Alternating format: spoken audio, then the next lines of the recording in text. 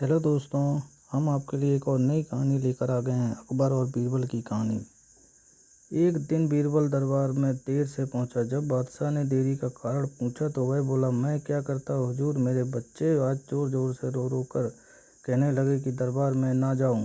किसी तरह उन्हें बड़ी बड़ी मुश्किल से समझा पाया कि मेरा दरबार में हाजिर होना कितना ज़रूरी है।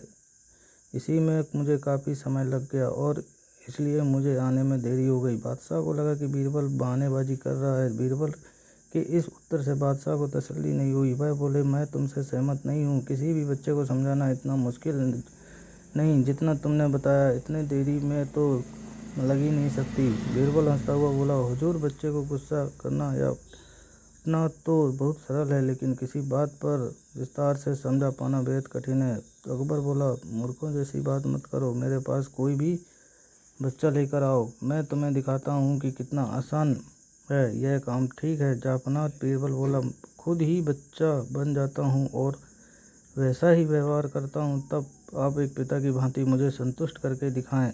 फिर बीरबल ने छोटे बच्चे की तरह बर्ताव करना शुरू किया। उसने तरह तरह के मुंह बनाकर अकबर को चिढ़ाया और किसी छोटे बच्चे की तरह दरबार में यहाँ वहाँ उछलने कूदने लगा। उसने अपनी पगड़ी जमीन पर फेंक दी। फिर वह जाकर अकबर की गोद में बैठ गया और लगा कहने, मूछों से छेड़छाड़ करने। बादशाह कहते ही रह गए, नहीं नहीं बच्चे, ऐसा मत करो, तुम तो अच्छे बच्चे हो ना। सुनकर बीरबल ने जोर जोर चिल्लाना शुरू कर दिया। तब अकबर ने कुछ मिठाइयाँ लाने का आदेश दिया, लेकिन बीरबल जोर जोर से चिल्लाता ही रहा। अब बादशाह परेशान हो गए, लेकिन उन्होंने धैर्य बनाए रखा। वह बोले, बेटा, खिलौनों से खेलोगे? देखो कितने सुंदर खिलौने हैं। बीरबल रोता हुआ बोला, नहीं, मैं तो गन्ना खाऊंगा। अकबर मुस्कुराए और गन्ना लाने का आदेश दिया। थोड़ी ही देर में एक सैनिक कुछ गन्ने लेकर आ गया, लेकिन बीरबल का रोना नहीं थमा। वह बोला, मुझे बड़ा गन्ना नहीं चाहिए, छोटे छोटे टुकड़े में गन्ना दो।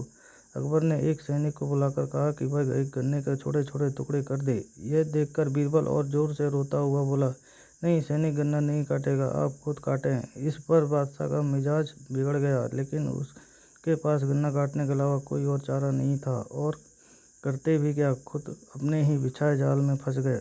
वह गन्ने के टुकड़े के बाद उन्हें बीरबल के सामने रखते हुए बोले, लो, इसे खा लो बेटा।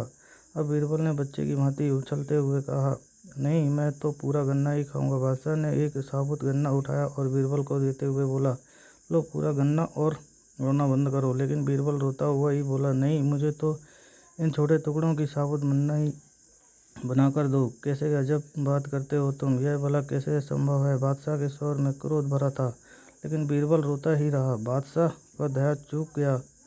बोले, यदि तुमने रोना बंद नहीं किया तो मार पड़ेगी। तब अब बच्चे का अभिनय करता बीरबल उठ खड़ा हुआ और हंसता हुआ बोला, नहीं नहीं, मुझे मत मारो हुजूर।